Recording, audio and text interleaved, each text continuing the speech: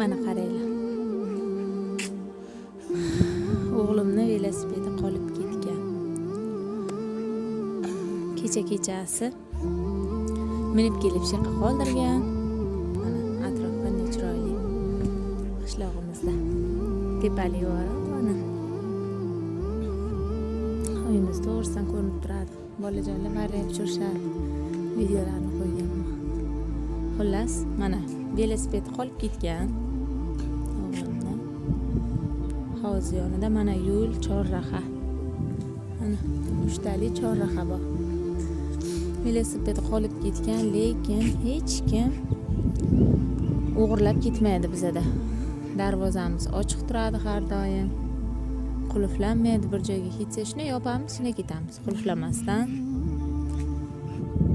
Kechga qolib ketgan velosiped ertalab turib chiqib qarasak ham turaveradi. Har doim shunaqa. O'g'ri yo'q qishlog'imizda. Qashqadaryoda o'g'ri yo'q. Yana kimda shunaqa kommentariyada yozib qoldiringlar. O'g'ri yo'q. O'zbekistonning qishloqlari hali ham bormi bizadagi? Yo faqat Qashqadaryo legendami? Nomer 1mi? Yozib qoldiringlar. O'g'risiz qishlog'imizda. Maqtov